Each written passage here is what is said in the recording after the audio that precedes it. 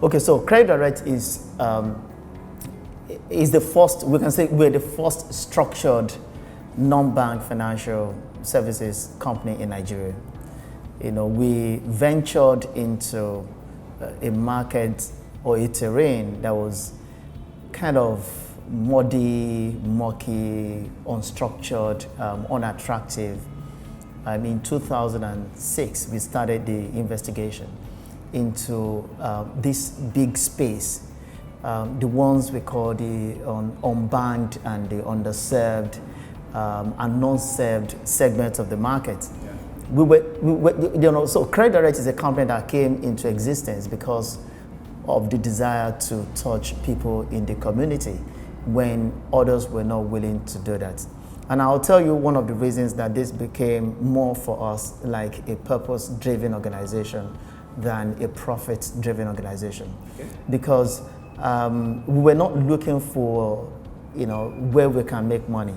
We're looking for how, as a group, FCMB group, thinking about how we can touch life in the real sense, because we saw a major gap.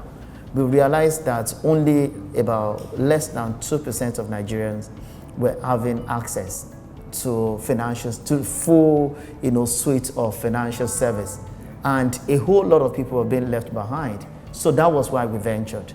We ventured into that, the lower end of the middle class and the upper end of the lower class, because we know bulk of Nigerians are just in that space. Okay. So we created this model of being able to, augment what the banks were supposed to do, which is the aspect of lending, which was rare in our, in our environment at that time. So we ventured because we believe there's more to people's relationship with financial services organization than just to take their money and put in their savings in the current account. We just came in to be that bridge that connects the people to the services that they so much needed. So Credit Direct came as a child of necessity, as a catalyst in the community that needed to come at the time we came, so that we can open the door for other people to come and venture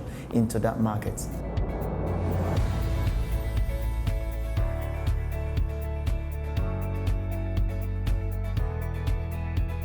This question was asked by virtually everyone that talks to us. What do you guys feel? You created the industry and now you have, there are actually more than 10. There's a lot that is springing up, and I can tell you that.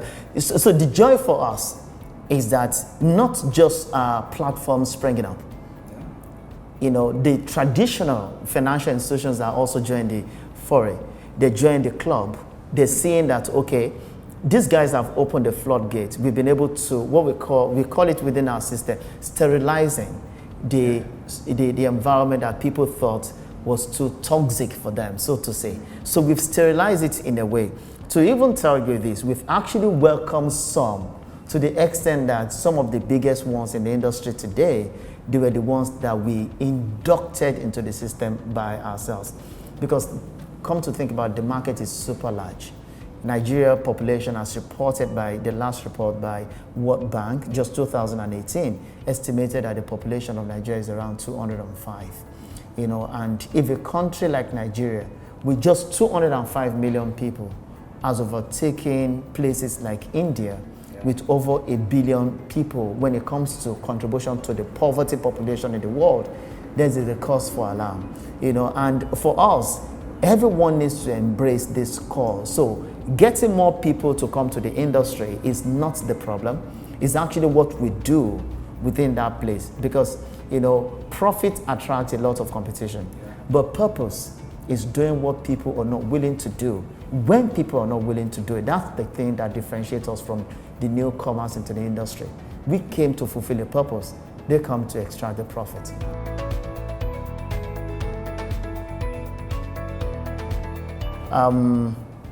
To have the right people working for you that share the same dream that you dream, is a different thing. To also have the kind of organization that believes in what you're doing, to support what you're doing, it's another critical factor. So we did not come alone. We came out of a group, a financial services group, FCMB group, and we know that our purpose connects. So for us, few things will separate us. We have the purpose, we have the people. Credit Direct today, when you talk about non-bank financial services, sector in Nigeria, aside from being the pioneer organization in that, we are still the ones with the best quality of personnel, at the management level, middle management, and the lower management. So let me just give you in a nutshell what separates us from others, what keeps our company strong. One, we have the purpose, we have the people, we have the solution, which people naturally call the product, and we have the community that embrace us, which is the entire ecosystem of the people we've worked with, and we have the customers that are super loyal to the organization. I would say absolutely. Because how else do you want to explain it if you have over 80% returning customer, since the time we started? So I think there's a lot of trust, and few organizations at the time we came in, even all over the world, few organizations will do what we did from day one, even when we're not clear. So when we started out in 2007. You can imagine a statement like this coming out at that time, even when today people still doubt that when you say you're going to give them loan within a day, you're able to do it. We came out with a tagline. We said unsecured loans within 24 hours. That was the first time anyone would dare to say to the people, check me out, hold me by my word, I will do exactly what I said to you. And that you can, it's not a promise that is endless. It's not whether you can or do. The trust can be so deceptive when people cannot track what you mean by the word that you say. We came out with a complete commitment because we know that our organization and our people were built to respect the desire of the people, and we knew what our customers wanted. So when we came out and said, we want you guys to hold us by our words, but this is how to test. Ask us for this, and we'll give it within this time. So that has been in the DNA of Credit Direct since we started. It lives with our people, not just on our lips, it's on our heart. And we bear it everywhere. We say we're the first organization also to say there are no hidden charges. That was the time that hidden charges was the norm in the financial services sector. And we open everything up for people to understand. When it comes to the expansion that our company has seen since we started, I will say that the anchor for our strength and the loyalty of our customer has been on the basis of whatever they say to you they will do, they will always do. So trust is certainly one of our strengths. Okay, so this is what I will say to you about our repayment models. Okay, so we are in a few markets. We have the public, we're the strongest in the public sector, the strongest in the entire financial services industry when it comes to lending to the public service, in Nigeria. And aside from that, we're also very strong in the private sector. We're pushing, some models into the SME space, and then we're also one of the strongest when it comes to lending to the youth segment. The NYSC, the core members, so as organization, we want to embrace everybody. And in addition, let me also add this, the people with disability, we are just about to launch a robust program for them because we believe they're part of our community and they needed to be touched. So as organization, we don't chase the norm. We just want to do the unusual and let people see that, okay, when we lead the trail, when we lead the charge, others, we don't mind who is following. You can be a giant. You may be the little, rat somewhere, but we know that, when purpose drives you, you do different things. So to actually put this together, as organization, we believe that in all that we do, we should always ensure that the repayment model is not the type that would make you to be poor. So we engage in training, on financial literacy. We engage even your employer in the process of ensuring that even their own system work to empower you the more. And we encourage our customers to understand the usage So we capture the usage to encourage them on the usage of the funds that they are taking so that they're not, indebted further. So when it comes to financial discipline, we're leading that charge. Responsible lending, we're leading that charge. So our repayment model is both, deduction at source, is also, direct payment. It's also using a lot of innovation and technology to drive payments across different places.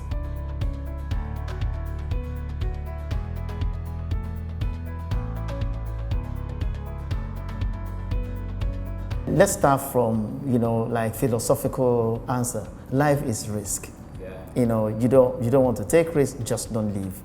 And so that are the foundation of everything. We can say that, risk is the same thing as having faith.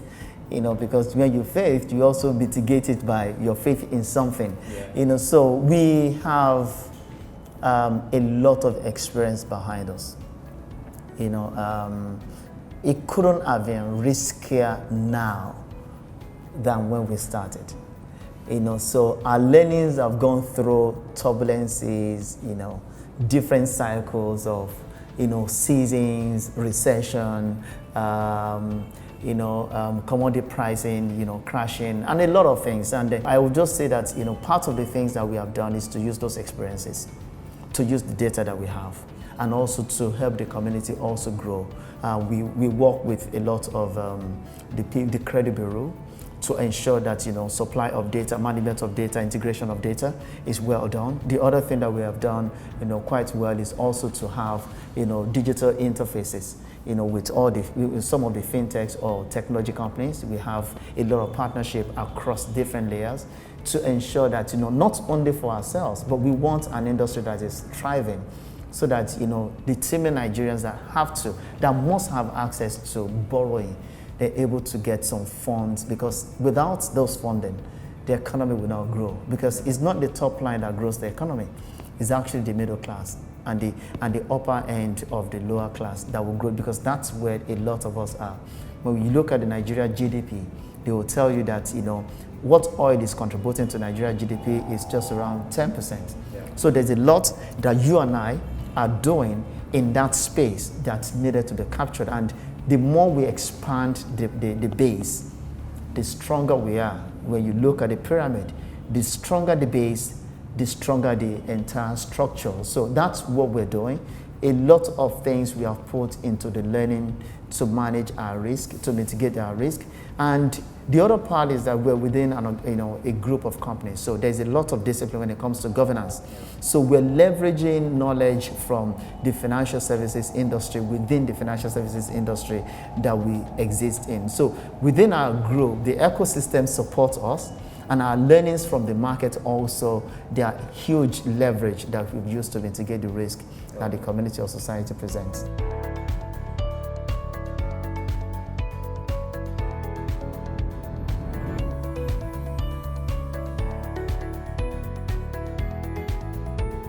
The time we came, nobody was preaching financial inclusion. So if one person, if an organization can stand and say, okay, I'm championing financial inclusion, that one of the organizations in Nigeria could say that it would be Credit Direct. Yeah. Because we created an industry that has attracted massive investment locally and internationally. So many young men are doing this business today, not because they dreamt it, but because they saw a model that works and they're willing to tag along and to do it. And we are happy for them. So how many people have been included? Okay, for us alone, since we started, we've disbursed loan to well over 1.5 million people. So when we define financial inclusion, when we bring the industry into that we've created, because we're the first structured non-bank, consumer lending organization in Nigeria. When you put the industry contribution together, you're talking about close to 10 million people that have been extended this service. And let us not forget something. When we say financial inclusion, virtually everybody will want to save money in the bank. But the other part of it, how inclusive is inclusion? When you talk about inclusion, would they be able to have access to the things that can grow their business? Can they leverage? So when it comes to inclusion, how inclusive are we defining the inclusion? Should it be access to everything that has to do with financial services? Because you can include people and they're still excluded from the main service that they want for their growth. So for us as an organization, we'll just continue to remain, the bridge that will try as much as possible to bridge the gap of inclusion that, even when people are sub-included, we are willing to add up and ensure that most of them are included. So, how inclusive is our inclusion? We cut across everything that has to do with inclusion. Because what people want is not to be able to save money. It's to be able to access money when they need it. And that is the role we are playing and the industry that have been created because we came. I know that this industry has employed well over 15, 20,000 people, lending to massive amount of people. So you can say that, a new world has emerged since we started, and, it can only grow. The best one would be that money is not an end in itself. Money is to serve a purpose. And whether you have it or you don't have it, you're a servant to the person that gave it. And you must find why you have it. Money should be respected for what it can do, but not what it makes you. Because you're not what you have, you're who you are. And so you just see money as a vehicle to serve others and to serve the community.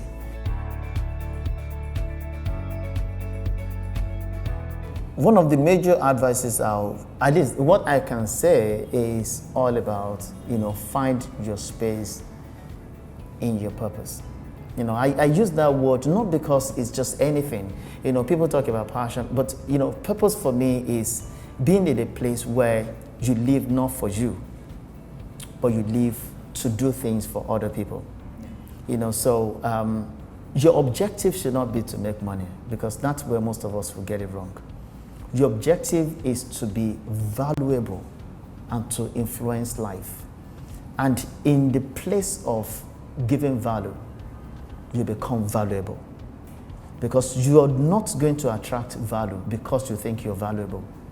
It's the value that people get from you or what they contact from you that makes you to become valuable to the point where they're willing to exchange the value in their hand with the value that you have. And if money is in their hand, they exchange that with you, and then your life becomes valuable because you are now attracting value in terms of the paper money. But for young guys, please just go for purpose. See people more like the way God sees them, because you cannot be fulfilled by just thinking about yourself. What fulfilled your life will be how many people you're able to influence positively in your life. And if you cut people on your way, there's no way you can stand, because everyone you meet on your journey, they're all part of the structure and the bricks that will build you up. So whichever way you travel, just ensure that you continue to impact people's life, because life itself is only worth living when people are living through your life.